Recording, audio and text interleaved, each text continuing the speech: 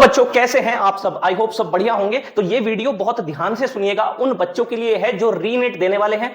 Chemistry में, biology में काफी अच्छा चल रहा है, लेकिन फिजिक्स को लेके कहीं ना कहीं डर है कि कहीं फिजिक्स में अगर नंबर कम रह गए तो जीएमसी मिलने से रह जाएगा। तो भाई उन बच्चों के लिए मैं एश्योर कर देता हूं कि ये वीडियोस आप सभी के लिए हैं। ये किसी टॉपर्स के लिए वीडियो नहीं है भाई, ये उन बच्चों के लिए वीडियोस हैं जिनका फिजिक्स में ज्यादा काम खराब है और वो अच्छा करना चाहते हैं ताकि अपनी एक अच्छी रैंक लेके अपनी एंट्री जीएमसी में कर सकें। तो भाई आपको करना क्या है, जैसे जैसे ये वीडियोस आएंगी सारे चैप्टर्स में इसमें कवर करूंगा, आप इनको बहुत शिद्दत के साथ देखिए और पाइएगा कि कुछ समय बाद आप सारे चैप्टर्स को बहुत अच्छे से कर लेंगे with concept and with questions. तो बिना किसी टाइम को वेस्ट किए हुए आपको सीधा लेके चलता हूं क्वेश्चंस पे। फालतू बात हम इसमें कुछ नहीं करेंगे, जो पॉइंट की बातें हैं वो बताऊंगा आपको और आपके क्वेश्चंस बनने स्टार्ट हो जाएंगे, ये मेरी गारंटी है भाई, है ना। तो देखते हैं क्या क्वेश्चन है अपने पास। आपके पास ये कहा हुआ है, पहले मैं आपको सीधी बात करता हूं कि बोर भाई साहब ने क्या कहा है। बोर भाई साहब ने ये कहा है कि आपसे कि कोई एटम है, एटम का ये न्यूक्लियस है, इसके चारों तरफ शेल्स होती हैं, इसमें इलेक्ट्रॉन घूमता है,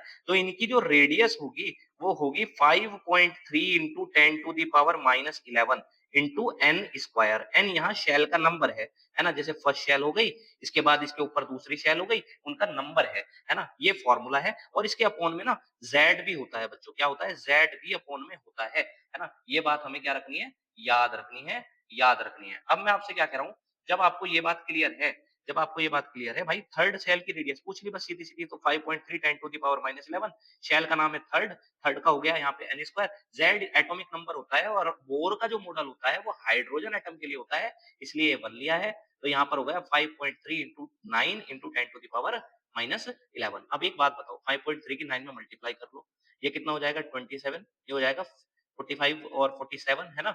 पॉइंट यहाँ पे आ जाएगा 47.7। अब सवाल में जो प्रॉब्लम है ना वो ये है कि आपको ना सारे आंसर जो दिए हुए हैं वो किस में दे रखे हैं? एंगस्ट्रॉम में दे रखे हैं। तो एंगस्ट्रॉम में कन्वर्ट कर लो भाई इसको, 10 से मल्टीप्लाई 10 से डिवाइड, तो ये तो हो जाएगा 10 की पावर -10।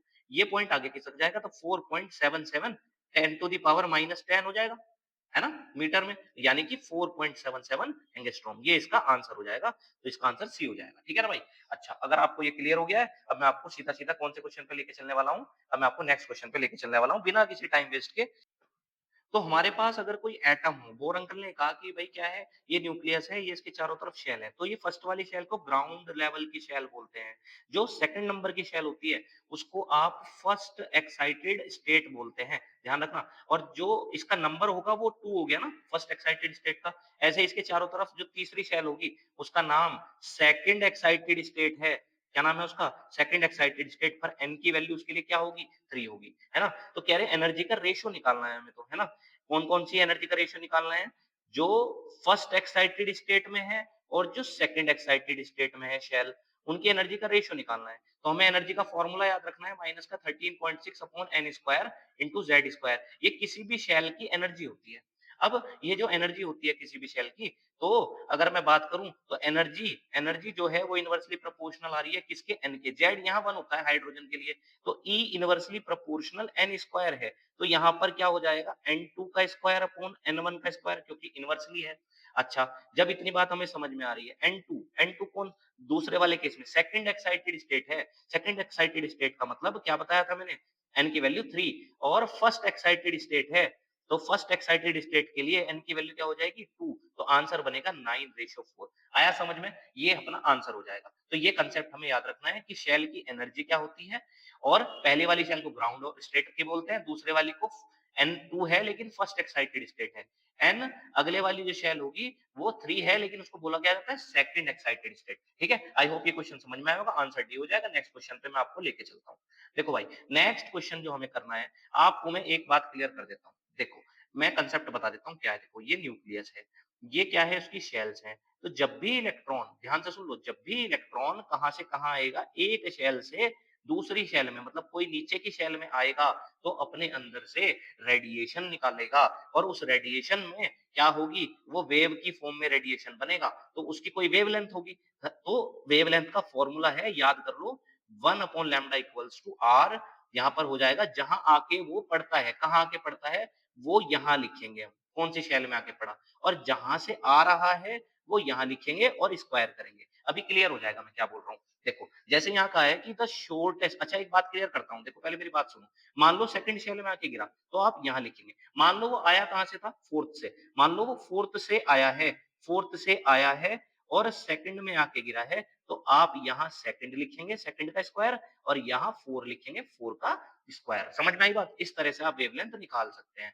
अब हमने ना नाम दे रखे हैं कुछ, क्या नाम दे रखे हैं कि जब कोई इलेक्ट्रॉन फर्स्ट शेल में आके गिरेगा, चाहे वो कहीं से भी आ रहा हो, ध्यान रखो बच्चों, तो वो हमारी लाइमन सीरीज कहलाएगी, है ना? वो क्या कहलाएगी? Lyman series. जो भी वेव्स निकलेंगी, जब वो ऊपर से इलेक्ट्रॉन आएगा और फर्स्ट शेल में आके गिरेगा, तो लाइमन सीरीज। अगर कोई इलेक्ट्रॉन कहीं से भी आ रहा हो, कोई सी भी शेल से आए चाहे, पर दूसरे में आके गिर जाए, तो इसको हम बोलते हैं Balmer series, Balmer series, Balmer series. Second shell में आके गिरना। और अगर वो कभी फोर्थ में आके गिरे, ध्यान से सुनो, फोर्थ में, तो उसको हम बोलेंगे ब्रैकेट सीरीज, यानी कि जो वहां पर रेडिएशन निकलेगा उसका नाम क्या होगा?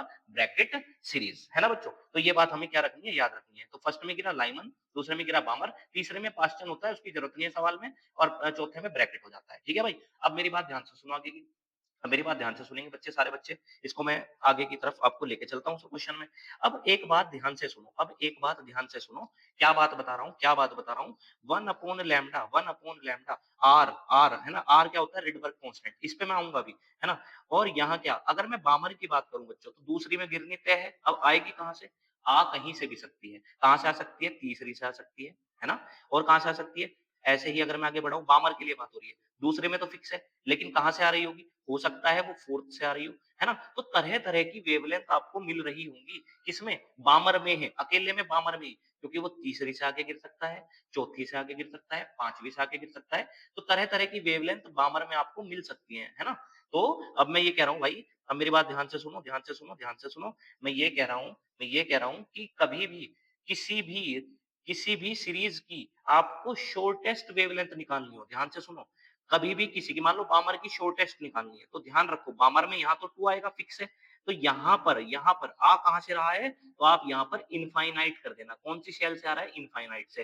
तो आपको उस बामर सीरीज की सबसे शॉर्टेस्ट जो वेवलेंथ है, सबसे शॉर्टेस्ट लेंथ की जो क्या बोलते हैं वेव मिलेगी, वो यहाँ से निकाली जा सकती है। अब आप कहोगे सर ऐसे लॉन्गेस्ट भी होगी, मैंने कहा बिल्कुल होगी। लॉन्गेस्ट के लिए याद कर लो भाई, याद कर लो, यही करना है। बामर की बात हो रही है 2, और यहाँ पर एक एक्स्ट्रा ले लेना। एक्स्ट्रा कैसे ले लेना? यहाँ इन्फिनिटी लिया था जब शॉर्टेस्ट निकालनी है, यहाँ जैसे 2 लिखा हुआ है, तो आप यहाँ 3 लिख लेना। तो उस सीरीज की आपको क्या मिल जाएगी? लॉन्गेस्ट वेवलेंथ मिल जाएगी। ये आपको बात याद रखनी है, ये इसका कंसेप्ट है। अब मैं क्वेश्चन पे लेके चलूंगा। देखो भाई, क्वेश्चन क्या है अपने पास?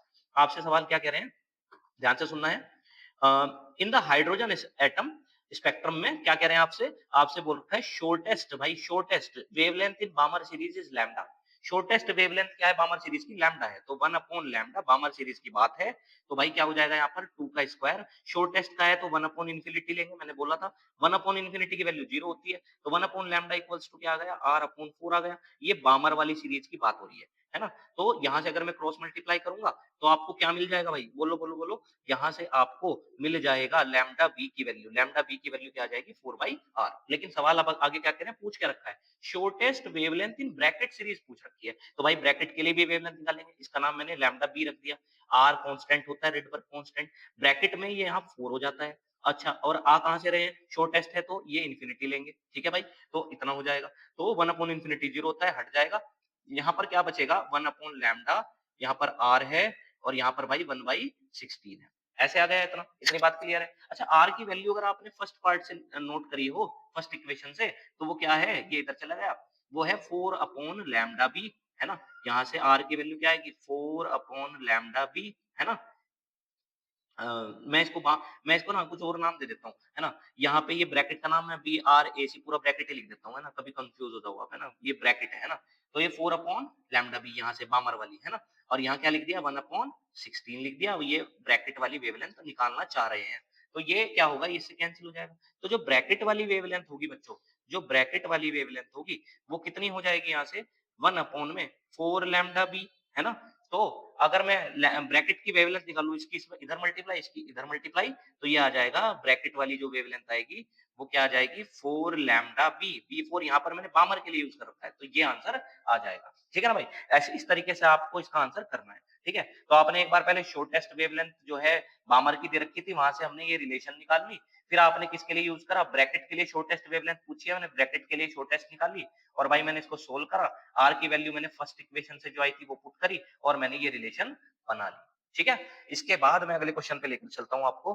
ध्यान से भाई इस क्वेश्चन को देखेंगे। देखो ये क्वेश्चन भी आपको कुछ इसी तरीके का है। आपसे क्या कह रहे हैं? इलेक्ट्रॉन जो है हाइड्रोजन एटम के अंदर जंप करता है, कहाँ से? थर्ड टू सेकंड ऑर्बिट में जंप करता है ना? और कितनी वेवलेंथ निकालता है? लैम्ब्डा। तो मैंने कहा वेवलेंथ का फॉर्मूला 1 अपॉन लैम्ब्डा और थर्ड टू सेकंड में करता है। जहाँ गिरता है वो पहले लिखते हैं। तो सेकंड में गिरा था ना, तो ये ऐसे हो गया, ठीक है ना? ये हो गया ऐसे। तो 1 अपॉन लैम्ब्डा इक्वल्स टू क्या हो जाएगा भाई? 1 अपॉन 4 हो जाएगा, 1 अपॉन 9 हो जाएगा। है कि नहीं भाई? जब इतनी बात आपको क्लियर है, तो 1 अपॉन लैम्ब्डा इक्वल्स टू क्या आ जाएगा यहाँ से? अगर मैं इसको सोल्व कर लूँ, तो एलसीएम वगैरह लूँगा तो मुझे मिलेगा ये 5/36, ठीक है? ये मेरी फर्स्ट इक्वेशन हो गई। अब क्वेश्चन में क्या कहा है? अगर वो जंप करे 4th से 3rd ऑर्बिट में, तब वेवलेंथ बतानी है। 4th से 3rd ऑर्बिट में वो जंप कर रहा है। तो 1 अपॉन लैम्ब्डा इक्वल्स टू, अब की बार इसको मैंने कुछ नाम दे दिया लैम्ब्डा डैश, नया केस है ना? तो आर यहाँ पे क्या होगा अपने पास? 4th से 3rd में जंप करा है, तो जहाँ जंप करता है वो पहले और जहाँ से आ रहा है वो यहाँ पर। तो 1 upon lambda dash equals to क्या हो जाएगा? आर, यहाँ क्या हो जाएगा? 1/9 और यहाँ क्या हो जाएगा? 1/16। इतनी बात क्लियर होगी भाई? अगर इतनी बात आपको क्लियर है, अब आप इसको सोल्व करेंगे तो आप क्या पाएँगे? आर हो जाएगा 16 माइनस 9 7 हो जाएगा, है ना? एलसीएम वगैरह ले रखा है मैंने, है ना? और यहाँ पे कितना हो जाएगा? 16 into 9, 9 6 जा क्या हो जाएगा? 54, 9 और 5 144 हो जाएगा भाई, है ना? और आर की वैल्यू आपने देखा, आर की वैल्यू यहाँ से अगर निकाली जाए फर्स्ट केस से, तो आर की वैल्यू आएगी 36 अपॉन 5 लैम्ब्डा। तो जहाँ आर लिखा हुआ है, वहाँ आप क्या लिख देंगे? 36 अपॉन 5 लैम्ब्डा, है ना? मैं ऊपर कर देता हूँ यहाँ पे, है ना? आर की वैल्यू क्या लिखेंगे? आर की वैल्यू क्या लिखेंगे? 36 अपॉन 5 लैम्ब्डा। इस इक्वेशन में 1 अपॉन लैम्ब्डा, 36 अपॉन 5 लैम्ब्डा, यहाँ पे क्या आया है? 7 अपॉन में 144 आया है, ऐसे आया है। अब अपने पास ये चीज़ मैंने यहाँ पर लिख ली है, ठीक है भाई? ये मैंने यहाँ पर लिख ली है। अब जब मैंने ये बात यहाँ पर लिख ली है, अब जो कैंसल होता है कैंसल करेंगे। ये 12 से 12 बार कैंसिल, 3 बार कैंसिल हो जाएगा, ये 4 बार कैंसिल हो जाएगा। तो 1 upon lambda dash equals to कितना आ जाएगा बच्चों? 7/20 लैम्ब्डा। हमें लैम्ब्डा डैश निकालना है, क्रॉस मल्टीप्लाई कर देंगे, तो 20 लैम्ब्डा बाई 7 इसका आंसर हो जाएगा, ठीक है ना? इस तरीके से आपका ये आंसर बन रहा है, ठीक है भाई? ऐसे हमें क्वेश्चंस को करना है, ज़्यादा हमें प्रेशर नहीं लेना, छोटी-छोटी बातें हैं जो याद रखनी है, सब में एक ही सब मैं बताने वाला हूँ और आपकी बहुत ज़्यादा इसमें हेल्प हो जाएगी भाई, बहुत ज़्यादा हेल्प हो जाएगी। अब मैं आपको अगले क्वेश्चन की तरफ लेके चलता हूँ, ये तो मैंने करा दिया। इसके बाद भाई आगे क्वेश्चन पे मैं चलता हूँ। एक बात आपका कांसेप्ट क्लियर करा दूँ, ध्यान से सुन लो, मैं क्वेश्चन्स के साथ-साथ कांसेप्ट भी बता रहा हूँ। अगर आपको सिलेक्शन चाहिए, तो कांसेप्ट स्ट्रॉन्ग होना चाहिए और कांसेप्ट स्ट्रॉन्ग कैसे होगा? आपको ना क्या करना है, पीवाईक्यू जो मैं करा रहा हूँ, ये करने हैं। इन्हीं के साथ-साथ आपका सारा चीज़ें हल हो जाएँगी, बहुत अच्छे से हल हो जाएँगी। चलो भाई, अब अपना सवाल जो है, इसको मैं आगे बढ़ाता हूँ। देखो, आपको याद रख लो, बोर्न अंकल जी ने क्या कहा है, अगर कोई एटम है, उसका ये न्यूक्लियस है, उसके चारों तरफ शेल्स होती हैं, तो जो काइनेटिक एनर्जी होती है, ध्यान रखना मेरी बात को, ध्यान से सुनना, वो टोटल एनर्जी का नेगेटिव होती है, याद कर लो, याद कर लो। जो किसी शेल के अंदर इलेक्ट्रॉन की जो एनर्जी होती है, 2 तरह की होती हैं, एक पोटेंशियल एनर्जी, एक काइनेटिक एनर्जी। तो जो काइनेटिक एनर्जी होती है, वो टोटल की नेगेटिव कर दो, मिल जाएगी। और जो पोटेंशियल एनर्जी होती है, वो आपको कैसे मिलेगी? ध्यान से सुनना मैं क्या बता रहा हूँ। मैं आपको क्या बता रहा हूँ, टोटल एनर्जी में 2 से मल्टीप्लाई कर देना, साइन नहीं चेंज करना, है ना? जो भी टोटल एनर्जी है उसमें 2 से मल्टीप्लाई कर देना। अब आप कहोगे थोड़ा अजीब-सा लग रहा है सर, कि ये कैसे हो रहा है? लेकिन याद रखना है, काइनेटिक एनर्जी टोटल के जैसी है, बस नेगेटिव में कर देना उसको, जो भी है होगी उसको नेगेटिव में। पोटेंशियल एनर्जी में कुछ नहीं करना, 2 गुना कर देना टोटल एनर्जी का। अब मेरे से क्या पूछ रहे हैं? मेरे से पूछ रहे हैं रेशो बताओ, काय का रेशो बताओ? काइनेटिक एनर्जी का, total energy of an electron, है ना? और काइनेटिक एनर्जी का। तो काइनेटिक एनर्जी और टोटल एनर्जी का रेशो पूछ लिया। तो मैंने आपसे क्या बोला? मैंने आपसे यही तो बोला कि काइनेटिक एनर्जी और टोटल एनर्जी कैसी होती हैं? सेम होती हैं, लेकिन नेगेटिव में होती हैं। यानी कि अगर काइनेटिक एनर्जी है और 1 है, तो टोटल एनर्जी -1 होगी। मतलब सेम होती हैं, दोनों सेम है। मान लो काइनेटिक एनर्जी 10 है, तो टोटल एनर्जी भी 10 है। अंतर ये है कि टोटल एनर्जी माइनस में होती है ना? और काइनेटिक एनर्जी हमेशा पॉजिटिव में होती है। ये बात आपको याद रखनी है कि काइनेटिक एनर्जी हमेशा पॉजिटिव होती है, याद रखनी है। पोटेंशियल एनर्जी नेगेटिव होती है, टोटल एनर्जी भी नेगेटिव होती है। तो काइनेटिक एनर्जी अगर 10 है और टोटल एनर्जी भी आपकी 10 ही होगी, तो रेशियो वही तो बन जाएगा 1:-1, है कि नहीं भाई? अगर ये चीज़ क्लियर है, भाई ये इसका आंसर हो जाएगा, ठीक है ना? ये आपका आंसर हो जाएगा। आई होप ये बात आपको समझ में आ गई होगी। अब मैं आपको आगे लेके चलता हूँ। नेक्स्ट क्वेश्चन जो है अपने पास, वो आपको मैं दिखाता हूँ। ये अपना क्वेश्चन है और आपका ये सवाल भी कुछ इसी तरीके का है। Total energy of an electron in an atom is इतना। टोटल एनर्जी दे दी, काइनेटिक और पोटेंशियल पूछ ली। काइनेटिक एनर्जी जो है, वो टोटल एनर्जी का आप नेगेटिव कर देना, वो हो जाती है। तो काइनेटिक एनर्जी, टोटल एनर्जी क्या थी? माइनस का 3.4, तो माइनस माइनस क्या हो जाएगा? प्लस का 3.4 इलेक्ट्रॉन वोल्ट। मैंने बोला था ना काइनेटिक एनर्जी प्लस की आती है, देखो आ रही है ना? फिर इसके बाद हम क्या निकालने वाले हैं? पोटेंशियल एनर्जी निकालने वाले हैं। पोटेंशियल एनर्जी के लिए मैंने क्या बोला था आपसे कि पोटेंशियल एनर्जी में आपको क्या करना है? टोटल वाली का 2 टाइम्स कर देना है। तो आपकी टोटल वाली एनर्जी कितनी दे रखी है? माइनस का 3.4, जब आप मल्टीप्लाई करेंगे तो माइनस का 6.8 इलेक्ट्रॉन वोल्ट आ जाएगा। तो काइनेटिक एनर्जी प्लस का 3.4 और पोटेंशियल एनर्जी ये आ गई हमारे पास माइनस का 6.8, यानी कि डी आंसर इसका करेक्ट हो जाएगा। आई होप ये क्वेश्चन आपको समझ में आ गया होगा। अब ये वाला क्वेश्चन है, इसको समझते हैं। जो ये बोर का मॉडल है, मैंने पहले भी बताया, ये सिर्फ एक इलेक्ट्रॉन वाली स्पेसीज के लिए होता है, जिस ऐसे एटम्स जिनमें शेल में बस एक इलेक्ट्रॉन हो, है ना? और यही इलेक्ट्रॉन बाहर वाली शेल्स में कूदता रहेगा। ये चीज आपको याद रखनी है भाई। मेरी बात आपको समझ में आ रही है भाई या नहीं आ रही है? आई होप समझ में आ रही होगी। अब मेरी बात सुनो ध्यान से भाई। हाइड्रोजन एटम है, एक ही इलेक्ट्रॉन होता है। क्या यहाँ बोर मॉडल वैलिड है? ये पूछ रहे हैं, कहाँ वैलिड नहीं है? तो यहाँ तो वैलिड है। हीलियम वैसे तो होता है 2He4, ऐसे होता है हीलियम। अब ये He पॉजिटिव है, यानी कि एक इलेक्ट्रॉन इसमें से हटा रखा है। तो कितने इलेक्ट्रॉन रह गए? प्लस का साइन आ रहा है ना, तो एक इलेक्ट्रॉन निकाल लिया, एक रह गया, तो क्या वैलिड है? बिल्कुल वैलिड है। ड्यूट्रॉन में क्या होता है? 1H2, है ना? तो एटॉमिक नंबर तो 1 ही है ना, तो इलेक्ट्रॉन कितना है इसके अंदर भी? 1 ही है, तो वैलिड है, ये भी वैलिड है। और आयोनाइज्ड नियॉन का एटॉमिक नंबर 10 होता है, तो 10 में से एक इलेक्ट्रॉन निकाल दिया, तो कितने इलेक्ट्रॉन अभी भी बचे हुए हैं उसके अंदर? नो, प्लस 1 है ना, तो एक इलेक्ट्रॉन निकाल दिया तो 9 आ गया, तो 9 है तो यहाँ नहीं होगा वैलिड, है ना? तो इसका आंसर कौन सा हो जाएगा? डी हो जाएगा। समझ में आई ना? ये चीज आपको याद रखनी है। अब इसके बाद मैं नेक्स्ट क्वेश्चन पे लेके चलता हूँ। Ratio of wavelength of the last line of बामर series. आपको मैं एक बात क्लियर कर देता हूँ। आपकी कोई भी तरह की रेंज है, बामर सीरीज है, लाइमन सीरीज है, कोई सी भी सीरीज है, जो उसमें शॉर्टेस्ट वेवलेंथ निकाली जाती है, वो उस सीरीज में, उस लाइन में सबसे सबसे लास्ट में आती है। शॉर्टेस्ट वाली सबसे लास्ट लास्ट में आती है। मान लो यहाँ पर इस पे बैंड पे अलग अलग तरह की बामर की जो हमने बामर सीरीज है उसमें तरह तरह की वेव्स मिली है बामर में, मान लो। तो बामर में जो सबसे पहले नंबर पे मिलती है, वो आपकी भाई कौन सी होती है? वो आपकी लॉन्गेस्ट होती है। और जब सबसे लास्ट में मिलती है, वो कौन सी होती है भाई? सबसे शॉर्टेस्ट होती है। तो अब अपना सवाल क्या है? सवाल पे चलता हूँ मैं आपको। कह रहे हैं जो लास्ट लाइन है बामर सीरीज की और जो लास्ट लाइन है लाइमन सीरीज की, उनका रेशियो बताना है।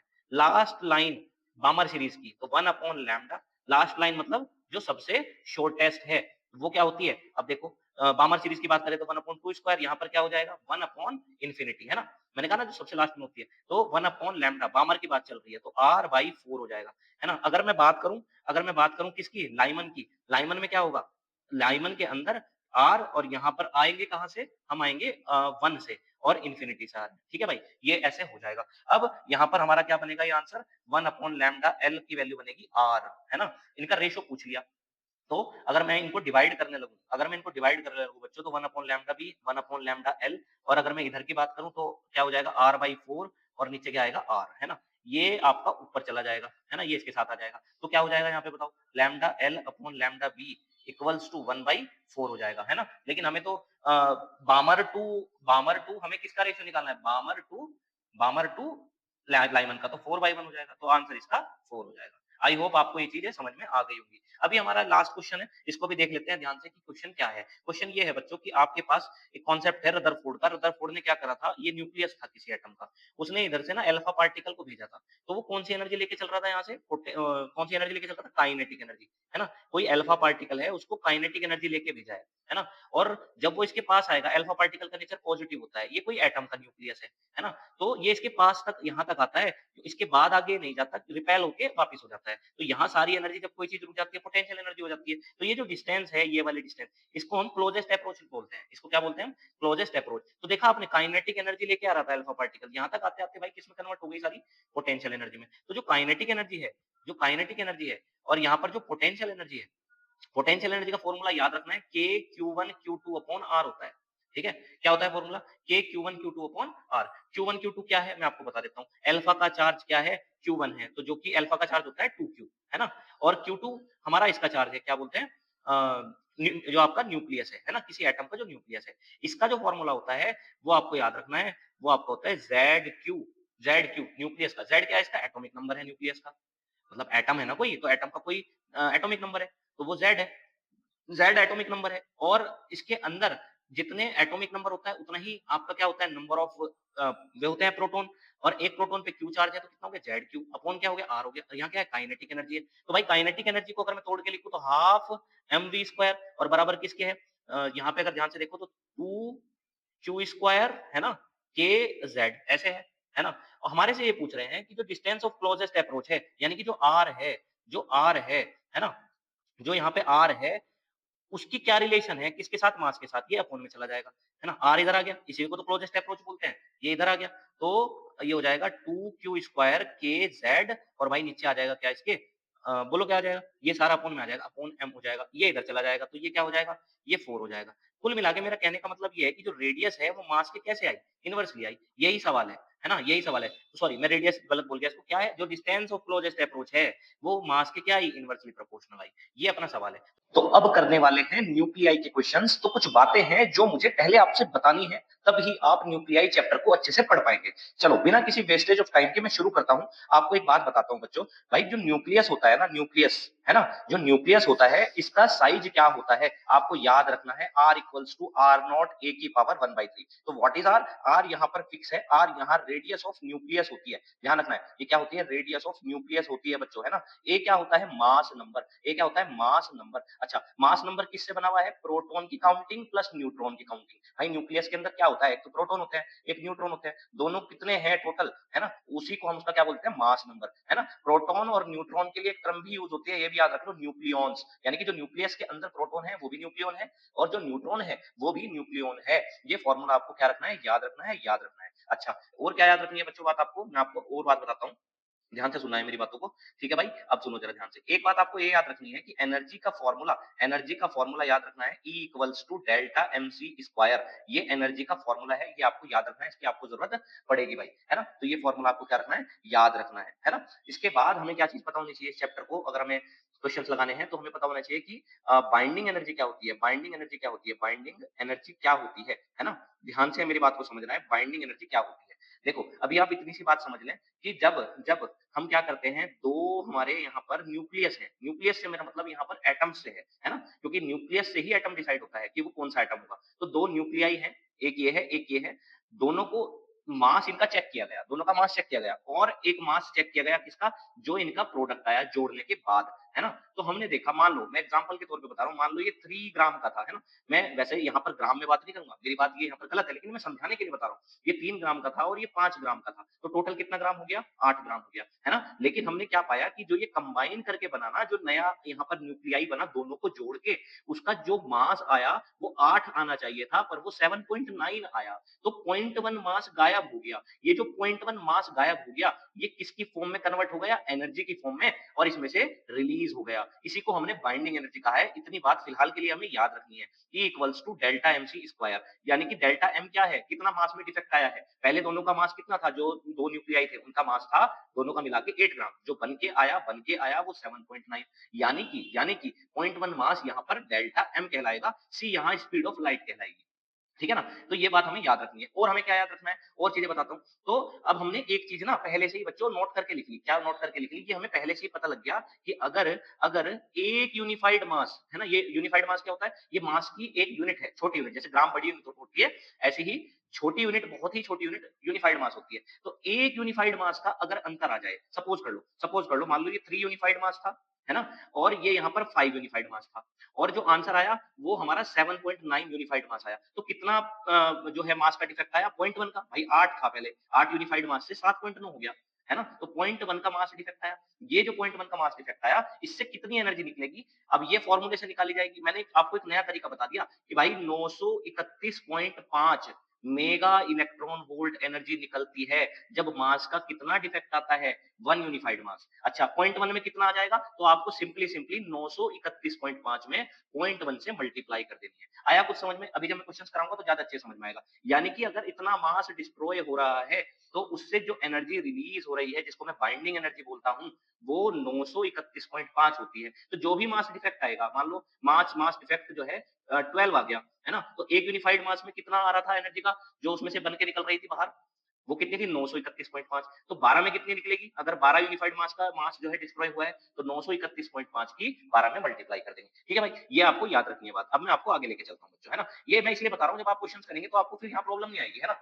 चलो, अब हम आगे चलते हैं और आगे की बात को मैं आपसे डिस्कस कर लेता हूँ। भाई एक बात बताओ मुझे, एक बात बताओ बच्चों, एक बात ये बताओ कि भाई आपको ना, आपको अब रेडियो एक्टिविटी को सीखना है। रेडियो एक्टिविटी पे बहुत सारे क्वेश्चन आ रहे हैं भाई। रेडियो एक्टिविटी को बहुत ही अच्छे से सीखना है।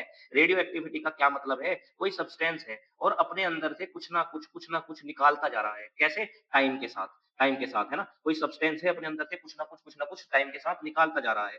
तो रेडियो एक्टिविटी डिके लो क्या होता है? रेडियो एक्टिविटी डिके लो, है ना? कौन से ऐसे एलिमेंट्स हैं? ये वो एलिमेंट्स हैं जो काफ़ी भारी भरकम होते हैं मास में, मास नंबर में, जैसे यूरेनियम है। तो ये अपने अंदर से कुछ ना कुछ टाइम के साथ अपने अंदर से निकालते रहते हैं, यानी कि डिसइंटीग्रेट होते रहते हैं। क्या होते रहते हैं? डिसइंटीग्रेट होते रहते हैं। तो इनका एक नियम बनाया गया है, उसको आप ध्यान से देखना, जहाँ यहाँ मैं लिख देता हूँ dN/dt, है ना? डायरेक्टली प्रोपोर्शनल है, डायरेक्टली प्रोपोर्शनल है किसके?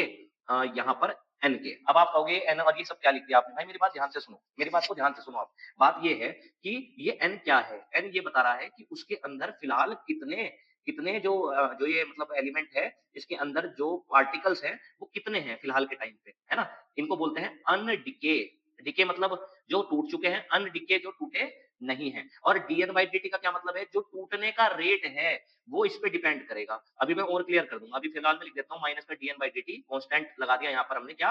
कांस्टेंट लगा दिया भाई हमने यहाँ पर लैम्ब्डा, है ना? लैम्ब्डा, लैम्ब्डा क्या है? डिके कांस्टेंट है। ये फॉर्मूला मैंने बनाया है ना? ये रेडियो एक्टिविटी डिके लॉ है। इसको थोड़ा-सा और अच्छे से बताता हूँ। इसका मतलब क्या है? कि जो टूटने का रेट है, रेट ऑफ डिसइंटीग्रेशन है ना?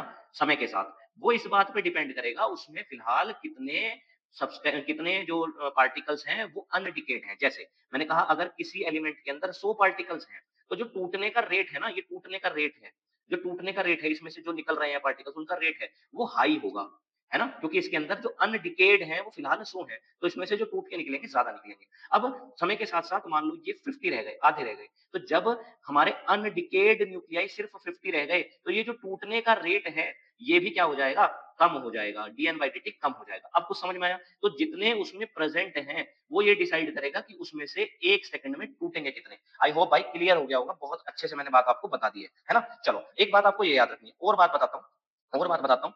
देखो भाई, अब क्या होता है, अगर कोई सब्सटेंस जो टूट रहा है, डिसइंटीग्रेट हो रहा है, डिसइंटीग्रेट मतलब भाई क्या होता है? टूटना होता है। तो जब कोई सब्सटेंस टूट रहा है, तो भाई जब टूटेगा, तो जब वो अपनी वैल्यू का आधा रह जाए, मान लो पहले कितने थे? मान लो इसके अंदर पहले n नॉट जो है पार्टिकल्स थे, जो अनडिकेड थे, अभी टूटे नहीं है, है ना? तो कुछ समय बाद ये अपनी वैल्यू के आधे टूट के रह जाएँगे, है ना? तो वो समय क्या कहलाएगा उसका? टी हाफ, यानी कि हाफ लाइफ, है ना? तो ये हाफ लाइफ होती है, ये बात आपको क्या रखनी है भाई? याद रखनी है।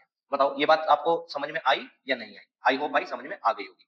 अब एक फ़ॉर्मूला बताता हूँ जिस पे हमारे ज़्यादा से ज़्यादा क्वेश्चन होंगे। अच्छा टी हाफ का अगर फ़ॉर्मूला याद रखना है तो आप याद रख सकते हैं 0.693 upon lambda. What is lambda? Decay constant. ये आपका हाफ लाइफ का फ़ॉर्मूला होता है। अच्छा, जिस टाइम में ये अपने आधे हो जाएँगे। इसके बाद मैं आगे बात करता हूँ। ध्यान से मेरी बात को सुनते जाना बच्चों।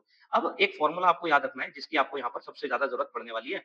n equals to n not 1/2 की पावर n। ये फ़ॉर्मूला आपको याद रखना है। अब आप कहोगे ये क्या फ़ॉर्मूला है? आप एक बात बताओ, आप अगर n यहाँ क्या है? नंबर ऑफ हाफ लाइफ है, नंबर ऑफ हाफ लाइफ। अभी मैं थोड़ा-सा क्लियर करूँगा मैं बात क्या कर रहा हूँ। नंबर ऑफ हाफ लाइफ है। यानी कि अगर आपने फर्स्ट हाफ लाइफ की बात करी, आपने किसकी बात करी? फर्स्ट हाफ लाइफ की, तो यहाँ n की जगह क्या लिखा जाएगा? 1। तो देखना कितने उसके अंदर जो पार्टिकल्स बचे हुए हैं, किसी न्यूक्लियाई के अंदर वो कितने बचे हुए हैं? देखना n इक्वल्स टू ये फ़ॉर्मूला है ना? n नॉट जो है शुरू के हैं, सबसे शुरू के, जब तक वो टूटना शुरू नहीं हुआ था। n उसमें अब कितने बचे हुए हैं? अब कितने हैं जो अनडिकेड है। n नॉट जो उसमें सबसे शुरू में थे। फर्स्ट हाफ साइकिल जो होगी, हाफ लाइफ साइकिल होगी, तो वहाँ n क्या होगा? 1 होगा। n क्या है? Number of half life cycle. तो फर्स्ट हाफ लाइफ साइकिल यानी कि जब n की वैल्यू आप 1 रखेंगे तो कितना आएगा? n नॉट बाई 2 आ जाएगा, यहाँ 1 रखते ही। तो देखा ना आपने? तो अपनी जो इसकी जो अब वैल्यू आई है, वो अपनी पुराने वाली जो वैल्यू थी, जो अनडिकेड थी, उसकी कितनी रह गई थी? n नॉट बाई 2, यानी कि जो अब उसमें अनडिकेड है, वो इनिशियल वाले जो थे उसके आधे रह गए, है ना? तो ऐसे ही नंबर ऑफ हाफ लाइफ में। अब दूसरी हाफ लाइफ में कितने बचेंगे? दूसरी हाफ लाइफ में n equals to n not, है ना? 1/2 n की वैल्यू दूसरी हाफ लाइफ मतलब जैसे पहली हाफ लाइफ क्या होगी? जब ये n नॉट से n नॉट बाई 2 है। दूसरी हाफ लाइफ क्या होगी? जब ये जब ये क्या हो जाए, जब ये n नॉट बाई 2 के भी आधे हो जाए, यानी कि n नॉट बाई 4 हो जाए, तो ये दूसरी हाफ लाइफ होगी। समझ पा रहे हो? और तीसरी हाफ लाइफ क्या होगी? उस समय में जब ये n नॉट बाई 4 जो था इसके भी आधे हो जाए, यानी कि n नॉट बाई। समझ पा रहे हो ना? तो n क्या है? ये चीज है। तो ये वो चीज फॉर्मूला है। आई होप क्लियर हो रही होगी बात। तो जैसे सेकंड सेकंड हाफ लाइफ में n क्या हो जाएगा? 2 हो जाएगा। तो उस टाइम पर उसमें कितने बचे हुए हैं शुरुआत वाले के? n बाई कितना हो जाएगा? n नॉट बाई 4 कितने बचे हुए हैं, है ना? तो ये बात आपको याद रखनी है। ये चीज आपको मैं समझा रहा हूँ। ठीक है भाई? ये इंपॉर्टेंट बात है। आई होप क्लियर होगी, है ना? हो गई है ना सबको क्लियर? n नॉट शुरुआत के थे, n उसमें अब कितने प्रेजेंट है। ये फॉर्मूला इंपॉर्टेंट है, बहुत ज्यादा इसको हमें याद रखना है। ठीक है ना? अच्छा भाई, अब एक बात बताओ मुझे, अब एक बात बताओ, पहली हाफ लाइफ, दूसरी हाफ लाइफ, तीसरी हाफ लाइफ, चौथी हाफ लाइफ ऐसे है। तो फर्स्ट हाफ लाइफ का जो समय है वो टी है, टी, है ना? और ऐसी-ऐसी कितनी हाफ लाइफ हुई है? एन हाफ लाइफ हुई है। तो टोटल समय किसी भी न्यूक्लियाई का टूटने का कितना हो जाएगा? n इंटू टी, टी यहाँ टी हाफ वाला है। फर्स्ट हाफ लाइफ का जो समय है, ऐसी-ऐसी अगर 5 हाफ लाइफ हुई है तो टोटल समय कितना हो गया? ये हो गया। ये फॉर्मूला आपको याद रखना है। समझ पा रहे हो बात को? चलो, इतनी बातें जो मैं बता रहा हूँ, ये आपकी सभी के सभी भाई काम आने वाली हैं। अब मैं आपको सीधा क्वेश्चन पे लेके चलूँगा, ज़्यादा टाइम वेस्ट नहीं करना हमको, सीधा पॉइंट पे लेके चलूँगा, है ना भाई? ये अपना क्वेश्चन है, मैं आपको क्वेश्चन पे लेके चलता हूँ, ये अपना क्वेश्चन है भाई, इसको करना है। अब देखो, न्यूक्लियस ऑफ मास नंबर कितना है? 189, है ना? Split into 2 heavy mass number 125 and 64। देखो भाई, एक यहाँ पर न्यूक्लियाई है, टूटा है, किसमें टूटा है? 2 में टूट गया है, ये सवाल है। और मास नंबर कितना था? 189 था। और भाई 125 और 64 का यहाँ पर दो आपको क्या मिले हैं? दो न्यूक्लियाई बने हैं, जिनका मास नंबर इतना इतना है। तो कह रहे हैं रेशियो बताओ, radius of two daughter nuclei. तो जो ये डॉटर न्यूक्लियाई आए हैं, ये डॉटर न्यूक्लियाई है, इनकी रेडियस का रेशियो बताओ। मैंने क्या बताया था आपको? मैंने आपको बताया था कि रेडियस का फॉर्मूला क्या है? क्या बताया था बच्चों? बताओ भाई। मैंने बताया था आपको formula, R equals to R not A की पावर 1/3, है ना भाई? डॉटर न्यूक्लियस की रेडियस का रेशियो पूछ रहे हैं, तो R1 equals to R not, A कितना है फर्स्ट वाले का? 125 की पावर 1/3, है ना? दूसरे वाले की बात करूं तो इसके लिए R2, यहाँ पे क्या हो जाएगा? आर नॉट ए की पावर 1/3, 64 की पावर 1/3, है ना भाई? ये इससे कैंसिल हो जाएगा। अरे भैया R1 अपॉन R2 हो जाएगा, और 125 का मतलब 5 इंटू 5 इंटू 5 है कि नहीं भाई? है ना? और ये बाहर 1/3 है। ऐसे यहाँ 64 का मतलब क्या? 64 का मतलब क्या? 4 इंटू 4 इंटू 4 इंटू 4 बाहर 1/3 है। 1/3 से 1/3, 1/3 से 1/3, 5:4 इसका आंसर हो जाएगा। ठीक है भाई? तो अब अपने पास ये वाला क्वेश्चन है, इसको कैसे करेंगे? इसको करने से पहले एक बात आपको क्लियर कर देता हूं भाई। आपके पास कोई यहाँ पर न्यूक्लियाई है और वो दो न्यूक्लियाई में टूटा है, छोटे न्यूक्लियाई में, है ना? कोई बड़ा न्यूक्लियाई छोटे में टूटा है, और आपको इसका मास नंबर 240 दे रखा है, और ये 120 120 के दो बने हैं, ऐसा कुछ क्वेश्चन में दिया हुआ है बच्चों। अब भाई मेरी बात सुनो ध्यान से, आपको ये कह रखा है जो अनफ्रेगमेंटेड जो न्यूक्लियाई है, जो टूटा नहीं है, उसकी जो बाइंडिंग एनर्जी है वो हमें क्वेश्चन में दे रखी है। कितनी दे रखी है? वो दे रखी है हमें 7.6 मेगा इलेक्ट्रॉन वोल्ट, पर ये बाइंडिंग एनर्जी पर न्यूक्लियन की है। अगर आप ध्यान से देखें तो क्या लिखा हुआ है? Binding energy per nucleon. आपको पता है न्यूक्लियन क्या होता है? प्रोटॉन और न्यूट्रॉन, ये दोनों ही क्या कहलाते हैं अंदर न्यूक्लियस के अंदर? न्यूक्लियन कहलाते हैं, यानी कि प्रोटॉन को भी न्यूक्लियन बोला जाएगा और न्यूट्रॉन को भी। अब ये पर न्यूक्लियन की एनर्जी है। अब हमारे पास 240 बाइंडिंग एनर्जी पर सॉरी, जो 240 है वो क्या है? उसका मास नंबर है। तो भाई 240 न्यूक्लियन है उसके पास, क्योंकि मास नंबर क्या होता है? Proton plus neutron. तो कितने न्यूक्लियन है उसके पास? 240। एक के पास कितनी एनर्जी है? इतनी एनर्जी है। तो टोटल एनर्जी कितनी हो गई इसकी? 240 इंटू 7.6। इतनी बात समझ में आई? इसी तरीके से अगर आपसे कहा जाए कि जो फ्रेगमेंटेड हैं, फ्रेगमेंटेड जो टूट चुके हैं, मैं आपको दिखाता हूँ कहाँ, ये लिखा हुआ फ्रेगमेंटेड कितनी है? 8.5 mega electron volt binding energy है पर यूनिट, पर न्यूक्लियन की कितनी है? 8.5 है पर न्यूक्लियन की, है ना? कह रहे दोनों में, इसमें भी और इसमें भी पर न्यूक्लियन की इतनी इतनी है ना? ये जो टूटे हैं। अच्छा, मास नंबर कितना है इसका पहले वाले का? 120। तो न्यूक्लियन कितने हैं? 120। ये पर न्यूक्लियन की है, तो इनकी एनर्जी कितनी हो जाएगी? 120 इंटू 8.5 हो जाएगी, है कि नहीं भाई? ऐसे ही इस वाले की बताओ, इस वाले की कितने मास नंबर है? 120, यानी कि टोटल न्यूक्लियन 120 है, पर न्यूक्लियन की बाइंडिंग एनर्जी इतनी है। तो ये बाइंडिंग एनर्जी दोनों की मिला के हो जाएगी, इन दोनों फ्रेगमेंट्स की मिला के हो जाएगी। ये आपकी जो आपका शुरुआत में था रिएक्टेंट बोल सकते हैं, उसकी हो जाएगी। तो आपसे पूछ रहे हैं कितनी एनर्जी रिलीज हुई, तो भाई इसकी एनर्जी निकाल लेंगे, इसकी एनर्जी निकाल लेंगे, और देख लेंगे कि कितनी एनर्जी रिलीज हुई, है ना? चलो, अगर हम इसको देखें तो ये ऐसे हो जाएगा ना, 2 इंटू 120 इंटू 8.5, है कि नहीं भाई? है ना? अब इसको थोड़ा सा सोल्व करें तो 8.5 की मैं 2 में मल्टीप्लाई कर लेता हूँ, 5 टू ज़ा 10, 8 टू ज़ा 16, 17 आ गया, है ना? तो 17 इंटू 120, है ना? ये किसकी हो गई है? ये हो गई है प्रोडक्ट्स की बाइंडिंग एनर्जी टोटल। और यहाँ जो पहले थी बाइंडिंग एनर्जी वो कितनी थी रिएक्टेंट की? वो थी 240 इंटू 7.6, 240 इंटू 7.6। तो अब हमें क्या करना है? बड़ी बाइंडिंग एनर्जी जो भी होगी उसमें से छोटे वाले को सब्ट्रैक्ट कर देना है। चलो मैं अब इसको आगे करके दिखाता हूँ आपको, है ना? देखो भाई कैसे करेंगे, अब हम क्या करेंगे, मल्टीप्लाई कर लेंगे भाई इसकी। अब हम देखो ये रिएक्टेंट वाली थी और ये कौन सी आ गई है, प्रोडक्ट वाली बाइंडिंग एनर्जी आ गई है टोटल, है ना। तो रिएक्टेंट वाली अगर मैं थोड़ी सी और सोल्व कर लूँ तो 240 है और हमारी मल्टीप्लाई है 7.6 से, तो ये बैठेगा कितना,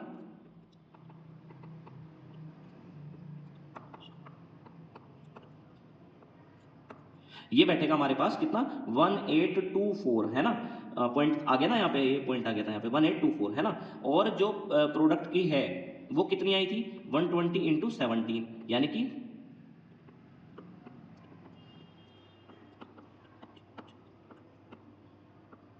ये वाली एनर्जी हमारी किसकी आई है, ये वाली एनर्जी आई है हमारी प्रोडक्ट की। तो प्रोडक्ट वाली ज्यादा आ रही है, प्रोडक्ट वाली में से रिएक्टेंट वाली माइनस कर दो, जो बचेगी वो एनर्जी रिलीज हो गई है ना। तो कितनी है, कह रहे हैं ना कितनी गेन हुई बाइंडिंग एनर्जी इस प्रोसेस में, प्रोडक्ट की इतनी हो गई बाइंडिंग एनर्जी, ये रिएक्टेंट की थी तो कितनी गेन हुई ये पूछ रखा है। तो 2040 माइनस 1824, जब आप इनको माइनस करेंगे बच्चों तो ये यहाँ पर 6 हो जाएगा, यहाँ पर 1 हो जाएगा, यहाँ पर आपका 2 हो जाएगा, है ना। तो 216 मेगा इलेक्ट्रॉन वोल्ट इसका आंसर हो जाएगा। चलो भाई अब मैं आपको नेक्स्ट क्वेश्चन पे लेके चलता हूँ। आपको क्वेश्चन में क्या कहा है, एनर्जी पूछ रखी है कितनी चाहिए, क्या तोड़ने के लिए, डीएनए का बॉन्ड तोड़ने के लिए, सॉरी ये दी हुई है, कितनी दे रखी है ये एनर्जी जो डीएनए के बॉन्ड को तोड़ने में यूज हो रही है, 10 की पावर -20 हो रही है जूल में। इलेक्ट्रॉन वोल्ट में पूछ रखी है, कुछ नहीं करना, जब भी आपको इलेक्ट्रॉन वोल्ट में चेंज करना हो बच्चों तो आप ना डिवाइड कर दिया करो, किससे डिवाइड कर दिया करो 1.6 10 की पावर -19 से, ये एनर्जी इलेक्ट्रॉन वोल्ट में कन्वर्ट हो जाएगी। आई बात समझ में मैंने क्या बोला, तो ये चीज आपको समझनी है, जब आपको इलेक्ट्रॉन वोल्ट में चेंज करना है तो आपको 1.6 10 की पावर -19 से डिवाइड कर देना है। तो ये ऊपर चला जाएगा, कितना हो जाएगा यहाँ पर 10 की पावर -1 हो जाएगा, नीचे है 1.6, ठीक है, पॉइंट हटाएंगे तो ये कितना हो जाएगा बच्चों, ये ऊपर चला जाएगा 10, है ना, ये 10 की पावर 1 है तो ये क्या हो जाएगी 10 की पावर 0 यानी कि 1 अपॉन में 1/16। अब आप 16 को जब आप 1 से डिवाइड करेंगे तो कितना बैठेगा, पॉइंट लगाएंगे, एक पॉइंट और लगाएंगे और इसको आप चला देंगे कितने टाइम, 16 6 जा चला देंगे, है ना। तो 16 6 जा आप चला देंगे तो आपको आंसर मिल जाएगा, तो आंसर इसका हो जाएगा सी ऑप्शन, ठीक है भाई। इस तरीके से अपना ये सवाल हो जाएगा। अब मैं आपको अगले क्वेश्चन पे लेके चलता हूँ। कह रहे हैं 0.5 ग्राम सब्सटेंस में कितनी एनर्जी होती है। मैंने आपको फॉर्मूला बताया था, मास और एनर्जी की रिलेशन E=mc², बताई थी कि नहीं बताई थी, बिल्कुल बताई थी। मास कितना है 0.5 है, ग्राम में नहीं लेते किलोग्राम में लेते हैं, इसलिए हमने क्या करा 10 की पावर -3 से गुना कर दी, है ना। तो ये किस में कन्वर्ट हो गया है, ये आपका कन्वर्ट हो गया है किलोग्राम में, है ना। तो इस तरीके से किलोग्राम में कन्वर्ट करते हैं। फिर आपको c² सी की वैल्यू होती है 3 × 10 की पावर 8, स्क्वायर है तो 2 बार मल्टीप्लाई कर देंगे, ठीक है भाई, 2 बार मल्टीप्लाई हो जाएगी तो कितना हो जाएगा, ये 16 हो जाएगा, 16 - 3 ये कितना हो जाएगा 13 हो जाएगा, 13 हो जाएगा, 3 3 9 हो जाएगा, 9 की जब आप मल्टीप्लाई करेंगे तो 45 4.5 × 10 की पावर 13, यानी कि ऑप्शन है हमारा। तो चलो अब हम नेक्स्ट क्वेश्चन पे चलते हैं। देखो क्वेश्चन में क्या कह रहे हैं भाई, आपसे क्या रखा है कि भाई हाफ लाइफ जो है ना वो 10 है, वो हाफ लाइफ कितनी दे रखी है, हाफ लाइफ आपको 10 दे रखी है और कह रहे हैं initially there are 600 number of nuclei, यानी कि आपको इनिशियली कौन सा होता है N0, ये कितने दे रखे हैं 600 थे number of nuclei, time taken in for disintegration of 450 nuclei, है ना। तो 450 न्यूक्लियाई जो हैं टूट गए हैं, पहले 600 थे 450 टूट गए हैं, तो पूछ रहे हैं अब बताओ कितना समय लगेगा, है ना। हाफ लाइफ कितनी दे रखी है, हाफ लाइफ दे रखी है आपको 10 मिनट्स की। आप ये बताओ 450 टूट गए हैं तो बचे कितने हैं, 600 माइनस 450 यानी कि कितने बचे हैं 150 बचे हैं, है ना। तो हमारे पास जो फॉर्मूला है वो यही है ना, n=n0 1/2 की पावर n, है कि नहीं भाई। तो अब इस फॉर्मूले में n कितना आया 150, है ना, 450 तो टूट गए हैं, ये फॉर्मूला है जितना बचे हुए हैं, तो ये निकाल लिया मैंने। n0 कितना है यहाँ पे 600 है भाई, 1/2 की पावर n है, n कितना है यहाँ पे 10 है, सॉरी n कितना है यहाँ पे हमें पता नहीं, नंबर ऑफ हाफ लाइफ, है ना, नंबर ऑफ हाफ लाइफ, तो ये इससे कैंसिल हो गया, है ना। ये 5 3 जा 15 उससे काट लेते हैं 15 से, 15 1 जा 15 15 4 जा 60, तो ये 1/4 हो गया =1/2 की पावर n हो गया, है ना। तो यहाँ पर अगर हम देखें तो इसको मैं 1/2 का स्क्वायर =1/2 की पावर n लिख लूंगा, तो n कितना आ जाएगा बच्चों यहाँ पर n = आ जाएगा 2, यानी कि total number of half life कितनी हो रही है ऐसा करने में 2, और हमें पता है नंबर ऑफ हाफ लाइफ में अगर मैं एक हाफ लाइफ से मल्टीप्लाई कर दूं, हाफ लाइफ का जो समय है वो ये है ना, नंबर ऑफ हाफ लाइफ कितनी है तो टोटल समय आ जाएगा, तो कितनी हाफ लाइफ हुई है 2, और एक हाफ लाइफ का समय कितना है 10, तो टोटल टाइम कितना लग गया 10 2 जा 20, तो आंसर इसका 20 हो जाएगा, ठीक है भाई। अगले क्वेश्चन पे लेके चलता हूँ। अब अगला क्वेश्चन में क्या कह रहे हैं, हाफ लाइफ जो है वो 100 आवर दे रखी है और कह रहे हैं फ्रैक्शनल वैल्यू बतानी है आपको एक्टिविटी की date will remain after 150 hour. पहले मेरी बात सुनो ध्यान से, फिर से एक ही फॉर्मूला n = n0 1/2 की पावर n। अब एक बात बताऊं मुझे, इन्होंने क्वेश्चन में कहा हाफ लाइफ कितनी दे रखी है, टी हाफ की वैल्यू दे रखी है आपको 100 दे रखी है वैल्यू, है ना। और जब आपको ऐसी कंडीशन दे रखी है, आप एक बात बताओ मुझे, क्या कह रहे हैं कि आपको 150 आवर के बाद की बात पूछ रहे हैं आपसे कि क्या होने वाला है। आप एक बात बताओ, अगर मैं यहाँ पे इस बात को थोड़ा सा आगे बढ़ाऊं तो कुछ बात ये रहेगी मेरे पास, मैं इसको अपॉन में पहुंचाऊंगा तो क्या हो जाएगा, n बाई एन नॉट हो जाएगा इक्वल्स टू 1/2 की पावर n हो जाएगा। अब n को आप क्या लिख सकते हैं, n इंटू हाफ लाइफ से मल्टीप्लाई बराबर टोटल टाइम, यही तो बात है। तो अब हमारे पास अगर मैं यहाँ पे n की जगह क्या लिख लूँ, n की जगह मैं लिख लेता हूँ, क्या करके लिख लूँ मैं n की जगह लिख लेता हूँ मैं t अपॉन में t हाफ, है ना, t अपॉन में t हाफ ऐसे करके लिख लेता हूँ मैं, है ना। तो जो टोटल टाइम है वो कितना दे रखा है आपको 150, तो कैपिटल T की जगह क्या ले लूंगा मैं 150। यहाँ पर मैंने क्या ले लिया भाई, मैं इसको यहाँ पर लिख देता हूँ, इसकी जगह मैंने क्या लिख लिया, मैंने लिख लिया इसको ऐसे करके लिखा था ना मैंने, capital T upon T half करके। तो अगली लाइन में n अपॉन एन नॉट, है ना, ये फ्रैक्शनल वैल्यू तो पूछ रहे हैं, n अपॉन एन नॉट, तो यहाँ पर 1/2 t capital T, total time कितना लग रहा है 150, है ना। और यहाँ पे ये कितना है, क्या बोलते हैं, जो t हाफ है वो है 100, तो कितना हो जाएगा 3/2 हो जाएगा ना। तो n अपॉन एन नॉट, ये फ्रैक्शनल वैल्यू पूछी गई है, तो 1/2, है ना, ये आया 3/2। तो भाई जब किसी भी की भी पावर 3/2 होती है तो क्या होता है 3/2, है। तो मैं यहाँ पे लिख देता हूँ n by n not 1 upon में 2 की पावर 3/2 ये आया है। जब पावर 3/2 होती है बच्चों, इसका मतलब होता है 2√2, है ना। ये कैसे आया है, 3/2 को ऐसे लिख सकता हूँ ना मैं, देखना ऐसे करके, और इसको हम √2 बोलते हैं, तो 2√2। तो n बाई एन नॉट की वैल्यू क्या आई है हमारे पास 1/2√2 आई है, तो इसका आंसर बी हो जाएगा। ठीक है, अगले क्वेश्चन पे लेके चलता हूँ, ध्यान से सुनो। अब ये क्वेश्चन आपको कुछ समझने वाले बच्चों, ध्यान से सुनेंगे। कुछ तरह के डिके हैं जो हमें पता होने चाहिए अगर हम इन सवालों को कर रहे हैं। देखो, एक होता है अल्फा डिके। जब अल्फा डिके होता है तो उसके अंदर से, किसी एलिमेंट के अंदर से हीलियम का पार्टिकल बाहर निकल जाता है, यानी कि अगर वो कोई एलिमेंट x था तो उसमें से 2, उसका जो एटॉमिक नंबर है वो 2 कम हो जाएगा, यानी कि जो y बनेगा वो हमारा, मान लो यहाँ पर ये a था मास नंबर, ये z था एटॉमिक नंबर, ये एटॉमिक नंबर होता है, ये मास नंबर होता है, तो ये तो हो जाएगा z-2, क्योंकि इसमें से ये वाला पार्टिकल बाहर निकल गया, अल्फा डिके हुआ है अगर, अल्फा डिके। और ऊपर कितना बचा a-4, क्योंकि 4 वाला ही बाहर निकल गया था, है ना। यानी कि कोई चीज थी उसमें से हीलियम बाहर निकल गया, तो वो चीज जो है उसका एटॉमिक नंबर 2 यहाँ कम हो गया और 4 मास नंबर कम हो गया, है ना, इस तरीके से हो जाता है। अब एक तो ये बात याद रखनी है, और क्या याद रखना है बच्चों, आपको ध्यान रखना मेरी बात को। अगर आपका बीटा डिके हो, अब बीटा डिके 2 तरीके के हैं, बच्चे इसमें कंफ्यूज रहते हैं, मेरी बात को ध्यान से सुनना। अगर बीटा डिके हो रहा है ना, अब बीटा पॉजिटिव डिके होता है और एक बीटा निगेटिव, आपको उल्टा करना है, जो एटॉमिक नंबर है ना बच्चों वो z-1 हो जाएगा, समझ रहे हो, और बीटा निगेटिव में z+1 हो जाएगा, है ना। मेरी बात क्लियर है, ये चीज आपको ध्यान रखनी है। अब आपको जैसे बीटा पॉजिटिव डिके, अब देखो यहाँ पे ये सवाल जो है इसमें ये बीटा पॉजिटिव वाला पार्टिकल है बाहर निकला है, तो इसका जो एटॉमिक नंबर था पहले कितना था 11 था, तो अब घट के क्या हो जाएगा, मैंने क्या कहा बीटा पॉजिटिव में घटाना है, 1 घटा दो तो कितना रह जाएगा 11-1, यानी कि कितना हो जाएगा x का एटॉमिक नंबर 10। और लेकिन जो मास नंबर है उस पर कोई फर्क नहीं पड़ता अगर बीटा डिके हो रहा है, सिर्फ एटॉमिक नंबर के लिए बात हो रही है। बीटा पॉजिटिव में घटा देंगे, बीटा निगेटिव में 1 जोड़ देंगे, तो ये क्या हो जाएगा हमारे पास, ये ऐसा कैसे रहेगा, है ना। तो इसमें से कौन सा ऑप्शन सही हो जाएगा, ये आपसे पूछा है, तो आपका आंसर नियोन हो जाएगा। ठीक है, इस तरीके से। चलो भाई अगले क्वेश्चन पे लेके चलता हूँ। देखो अपने पास क्या कह रहे हैं, आपके पास यूरेनियम है, यूरेनियम का क्या है 235 है, और यहाँ पे क्या लिखा हुआ है 92 लिखा हुआ है। इस पे क्या हुआ, बम्बार्ड कराया गया न्यूट्रॉन को, ये बम्बार्ड करा दिया न्यूट्रॉन, है ना। तो हमारा बनता क्या है, हमारा बनता है, इसने कहा क्रिप्टॉन बनता है 36 और यहाँ क्या आता है 89, और क्या निकलते हैं 3 न्यूट्रॉन निकलते हैं। भाई न्यूट्रॉन को ना ऐसे लिखते हैं, देखो ये, इसका क्या मतलब है, इसका मतलब है कि इसका एटॉमिक नंबर नहीं होता पर इसका मास नंबर है कितना 1, ये बात याद रखनी है। अब तो कह रहे हैं इसके साथ एक पार्टिकल और निकला है, वो कौन सा निकला है ये पूछ रहे हैं, है ना। तो ये बात पता नहीं है ना। अब देखते हैं, देखो एक बात बताओ, ये 235 था मास नंबर, एक ये रहा, तो टोटल मास नंबर कितना है 236, है ना। तो हमें पता है ना कि भाई टोटल मास नंबर तो उतना ही रहेगा ना। आप देखो इधर आओ, 89 है और यहाँ न्यूट्रॉन 3 है, तो ये यहाँ पर कितने हो गए 3, तो 89 + 3 कितना हो गया, 89 + 3 92 हो गया, है ना, ये हो गया। और हमारे पास अभी भी मास नंबर, देखो भाई हमारे पास मास नंबर क्या होता है, न्यूट्रॉन प्लस प्रोटॉन, वे तो उतने ही रहेंगे ना जितने इधर है रिएक्टेंट में, उतने इधर रहेंगे प्रोडक्ट में।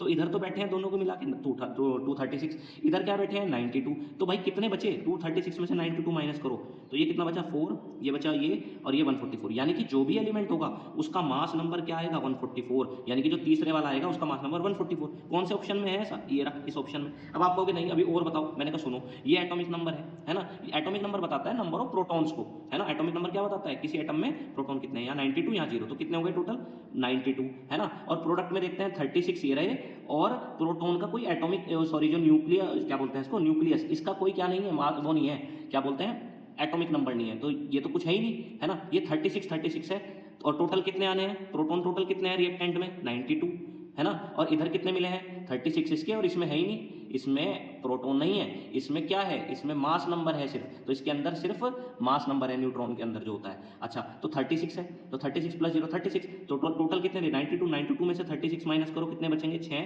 और ये बचेगा यहाँ पर 56, तो जिसका एटॉमिक नंबर 56, तो देखो इसी का ही 56 आ रहा है। आई होप आप ये बात समझ गए होंगे, है ना भाई। तो ये चीज आपको समझनी है। अब अगले क्वेश्चन पे लेके चलता हूँ। अगला क्वेश्चन आपके सामने यही वाला है, बिल्कुल सेम इसी तरह का क्वेश्चन है। देखो एटॉमिक नंबर Z-1 हो गया है, मैंने बताया था एटॉमिक नंबर पहले देखो ये रखा था ZA, और जो बन के आया B उसका एटॉमिक नंबर Z-1 है, तो कौन सा डिके हुआ है, अभी बताया था ना, जब माइनस हो रहा है तो बीटा पॉजिटिव हुआ है। फिर अगली वाली टर्म जो बनी है वो C बनी है, उसका एटॉमिक नंबर आपको Z-3 दे रखा है। भाई एक बात बताओ, अगर आप Z-1 में क्या कर दें, 2 घटा दें तो Z-3 बटेगा। मैंने बताया था अल्फा डिके में क्या होता था, अल्फा डिके में जो एटॉमिक नंबर है वो कितना कम हो जाया करता था, वो कम हो जाया करता था। तो यहाँ कौन सा डिके हो रहा होगा, अल्फा डिके, है ना, एटॉमिक नंबर 2 कम हो रहा है। फिर इसके बाद C से क्या बना है, D में जोड़ा गया है घटाया गया है, एक जोड़ा गया होगा तभी तो हमारा क्या बना होगा Z-2। और मैंने आपसे क्या बताया था, मैंने आपसे बताया था कि जब आप जोड़ते हैं तो बीटा निगेटिव होता है।